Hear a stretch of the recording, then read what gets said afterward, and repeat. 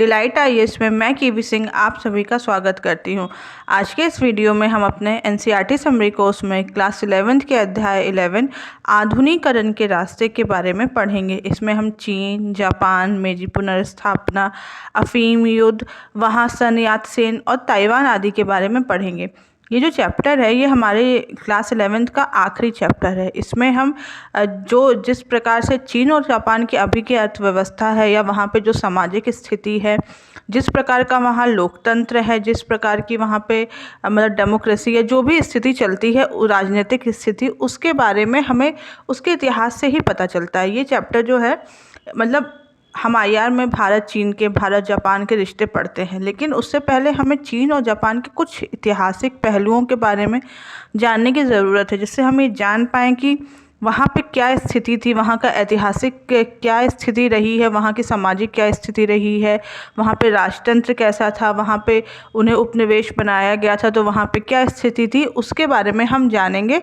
फिर हम देखते हैं कि आधुनिक काल में हम आज के विश्व के समय इनका भारत के साथ किस प्रकार का संबंध है। चलिए बढ़ते हैं आज के प्रश्न की तरफ। आज का प्रश्न है, चीन के राष्ट्रीय पिता कौन है? सन यात सेन, कोफी अन्नान, महात्मा गांधी या बान की मून? इसका उत्तर मैं आपको वीडियो ख़त्म होने पर बताऊंगी। चलिए बढ़ते हैं अपने चैप्टर की तरफ और देखते हैं चीन और जापान के अंतर के बारे में। चीन एक विशालकाय देश है। इसमें कई प्रकार के जलवायु क्षेत्र हैं। यहाँ पे जलवायु में विविधता पाई जाती है और सबसे प्रमुख जातीय समूह जो यहाँ पे है वह हान है और यहाँ की प्रमुख भाषा चीनी है। इसके साथ हम जापान में देखते हैं तो जापान एक तरीके की एक द्वीप श्रृंखला है जिसमें 4 बड़े द्वीप समूह हैं जो कि होन्शु, क्यूशु, शिकोकू और होकागे। 12वीं शताब्दी के प्रारंभ में ही जापान में किस शासनों जो राजा का रूप था वह धारण हुआ था। यहाँ पर जो 50% से ज़्यादा की जो ज़मीन है वह पहाड़ी है। यहाँ पर जो यहाँ की जो प्रमुख भाषा है वह जापानी है और जैसा कि हम सभी को पता है कि जापान जो है कि वह बहुत ही ज़्यादा सक्रिय भूकंप क्षेत्र है। फिर हम देखेंगे जापान के बारे में कि ये 12वीं सदी के प्रारंभ में जापान में शोगुनों का शासन था जो कि सैद्धांतिक रूप से यहाँ पर राजा थे। इसके अलावा 1603 से 1867 के मध्य वहाँ पे तोकुगावा वंश के लोगों का शासन था, वह शोगुन पद पर कायम हुए थे। और हम जानते हैं डाइट जापानी संसद का नाम है और ये जर्मन विचारधारा पर ही आधारित है। फिर हम जानते हैं मेजी पुनर्स्थापना के बारे में और उसने क्या जापान में किस तरीके का रोल अदा किया है। इसका अर्थ है प्रभुत्व सरकार का गठन। सन 1867 से 1608 के दौरान मेजी वंश का उदय हुआ था और देश में विभिन्न प्रकार के असंतोष मेजियों के पुनर्स्थापना का कारण बना था। यहाँ पे अनेक प्रकार के असंतोष थे। यहाँ पे अंतर्राष्ट्रीय और कूटनीतिक संबंधों की भी मांग जारी की जा रही थी। फिर हम देखेंगे कि मेजी शासन के अंतर्गत जापान की अर्थव्यवस्था में आधुनिकीकरण हुआ था।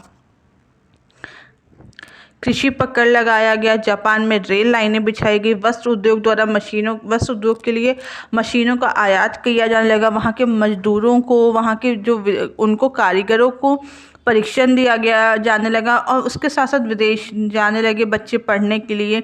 बैंकिंग व्यवस्था का वहाँ पे प्रारंभ हुआ था और कंपनियों को करों में छूट देने और सब्सिडी देना भी अलाउड हो गया था।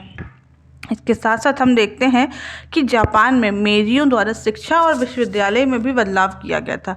यहाँ लड़के और लड़कियों का स्कूल जाना अनिवार्य कर दिया गया। पढ़ाई की फीस बहुत कम कर दी गई थी। आधुनिक विचारों पर जोर दिया गया। राज के प्रति निष्ठा और जापानी इतिहास के अध्ययन पर विशेष बल दिया गया था। किताबों के चयन और शिक्षकों के परीक्षण पर नियंत्रण किया गया।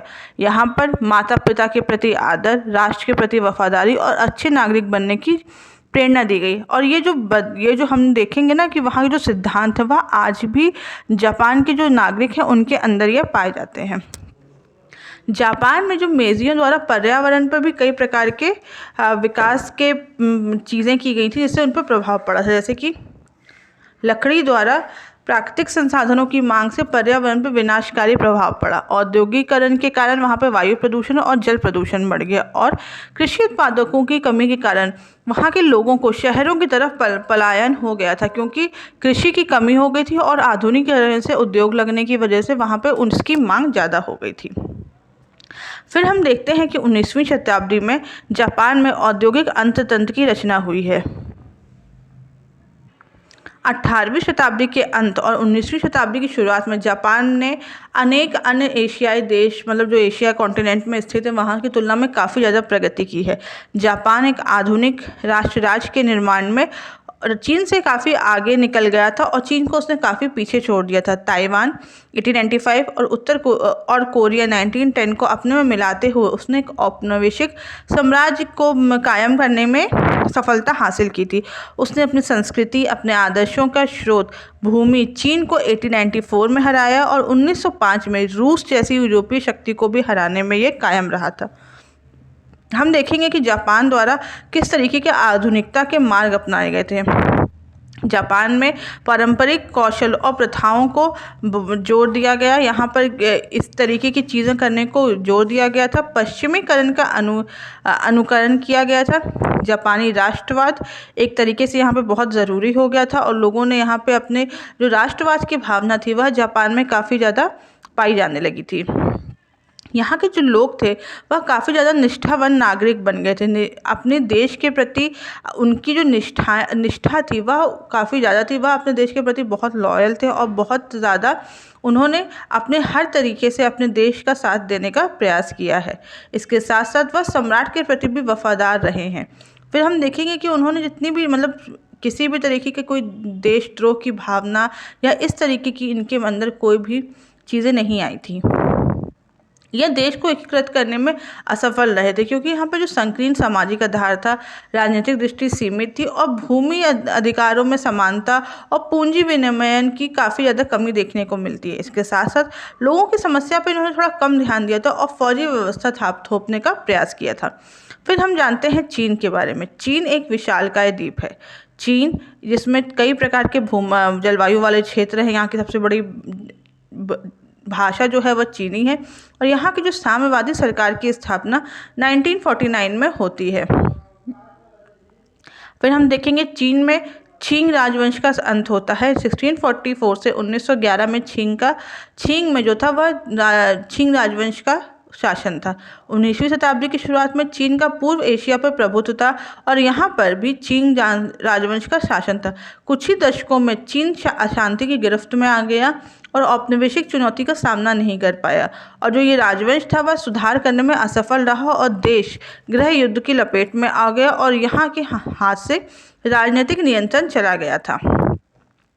फिर हम देखते हैं कि चीनी बहसों में 3 समूह के नज़रिए देखने को मिलते हैं और किस तरीके से यहाँ पे जो ये चीज़ें हुई थी वह हम देखेंगे कि यहाँ पर हमें 3 प्रकार की चीज़ें देखने को मिलेंगी। एक कांग योवल 1858 से 1927 या लियांग कियाचू से 1873 से 1929 तक, एक ये नज़रिया देखने को मिलता है। और गणतंत्र के दूसरे राष्ट्राध्यक्ष सन यान सेन और चीन की कम्युनिस्ट पार्टी, यह 3 जो प्रमुख वहाँ पर थे समूह वह देखने को मिलते हैं। आधुनिक चीन की शुरुआत हुई थी 16वीं से 17वीं शताब्दी के मध्य में पश्चिम के साथ जब उसका पहला सामना हुआ था, तब आधुनिक चीन की शुरुआत को माना जा सकता है। फिर हम जानते हैं पहले अफीम युद्ध के बारे में। पहला अफीम युद्ध ब्रिटेन और चीन के बीच में 1839 से 1942 के बीच में हुआ। इस युद्ध में ब्रिटेन ने अफीम के व्यापार को बढ़ाने के लिए सैन्य बलों का इस्तेमाल किया। इसने सत्ताधारी राजवंश को कमज़ोर किया और सुधार और बदलाव की मांग को मजबूती दी। फिर हम जानते हैं सन यान येत सेन के बारे में। सन यान सेन के नेतृत्व में 1911 में मांचू साम्राज्य को समाप्त कर दिया गया और चीनी गणतंत्र की स्थापना की गई। वे आधुनिक चीन के संस्थापक माने जाते हैं। यह एक गरीब परिवार से थे। इन्होंने मिशन के स्कूलों से शिक्षा प्राप्त की, जहाँ पे उनका जो परिचय था वह लोकतंत्र और ईसाई धर्म से हुआ था। इन्होंने डॉक्टरी की पढ़ाई की और वह चीन के भविष्य को लेकर काफ़ी ज़्यादा चिंतित थे। इनका जो कार्यक्रम था, इन्होंने 3 प्रकार के सिद्धांत किए थे जिसे सन मिन चुई के नाम से भी जाना जाता है। ये 3 सिद्धांत किस तरीके से? राष्ट्रवाद, इसका अर्थ था मांचू वंश, जिसे विदेशी राजवंश के रूप में माना जाता था, उसे सत्ता से हटाना और इसके साथ साथ अन्य साम्राज्यवादियों को हटाना। दूसरा सिद्धांत था गणतांत्रिक सरकार की स्थापना करना, साम्राज्यवादियों को हटा के वहाँ पे एक गणतंत्र, एक लोकतंत्र की स्थापना करना चीन में, यह इनका उद्देश्य था।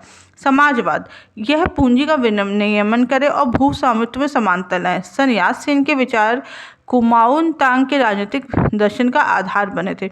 उन्होंने कपड़ा, खाना, घर, परिवहन, इन 4 बड़ी चीज़ों को चिन्हित किया था और इस पर विशेष जोर दिया था। फिर हम देखते हैं कि चीन द्वारा आधुनिकीकरण के कई तरीके अपनाए गए थे, जैसे कि साम्यवादी दल का जो नियंत्रण था उसे समाप्त किया गया। और फिर यहाँ पर हमने ये देखेंगे कि विश्व बाजार से संबंध बनाए गए थे और जो व्यापार की जो नीति थी उसे काफ़ी ज़्यादा खोलने का प्रयास किया गया था। इसके साथ साथ फिर हम देखते हैं कि सामंतवाद का यहाँ पे समाप्ति हुई थी, सामंतवाद की समाप्ति की गई और आर्थिक खुलेपन पे विशेष जोर दिया गया था। साम्यवादी का कड़ा नियंत्रण था उसे हटाया गया, उस पर हटाने का प्रयास किया गया। शिक्षा का विस्तार हुआ, विदेशी साम्राज्यवाद से लड़ने के कार्यक्रम बनाए गए, निजी कारखानों और भूस्वामित्व का अंत किया गया, अर्थव्यवस्था पर सरकारी नियंत्रण किए गए, तेजी से औद्योगिकरण का विकास किया गया, बाजार संबंधी सुधार किए गए, एक ही दल की सरकार बनाने का प्रयास किया गया था। आधुनिकीकरण का श्रेय साम्यवादी दल को ज़्यादातर दिया जाता है, उसी के प्रयासों के वहाँ पे जिस तरीके की आधुनिकतावाद देखी जाती है वहाँ पे पुरानी असमानताओं, पुरानी कुरीतियों का अंत हुआ और एक केंद्रीकृत सरकार की स्थापना हुई थी। आप ये टेबल देख सकते हैं, इसमें एक समय रेखा दी गई कि जापान और चीन में किस तरीके से राजवंश का उदय हुआ, फिर उसका विनाश हुआ और उसके साथ साथ एक तरीके से जो आधुनिक चीन और जापान की स्थापना है उस तरीके से हुई थी। फिर हम जानते हैं ताइवान में लोकतंत्र की स्थापना 1975 में चियांग काइशेक की मौत के बाद यहाँ पे धीरे धीरे एक फौजी कानून को 1887 में हटा दिया गया तथा विरोधी दलों को कानूनी इजाज़त मिल गई। तब लोकतंत्र की स्थापना की प्रक्रिया ने गति पकड़ी और सबसे पहले स्वतंत्र मतदान ने स्थानीय ताइवानों को सत्ता लाने की प्रक्रिया शुरू कर दी थी। आज के चैप्टर में बस इतना ही है। जो ये चैप्टर है वह हमारी 11th NCERT का लास्ट चैप्टर है, तो ये सारे चैप्टर आप इससे पहले के चैप्टर्स आप देख लीजिएगा और पढ़ लीजिएगा अच्छे से। फिर आते हैं क्वेश्चन की तरफ। क्वेश्चन है कि चीन का राष्ट्रीय पिता कौन है, तो इसका उत्तर है सन यात सेन। आज के वीडियो में बस इतना ही। अगर आपको इस वीडियो से रिलेटेड कोई भी डाउट हो तो आप मुझे कमेंट बॉक्स में बताएं और फ्री PDF के लिए हमारे टेलीग्राम ग्रुप को ज्वाइन करें। Thank you so much.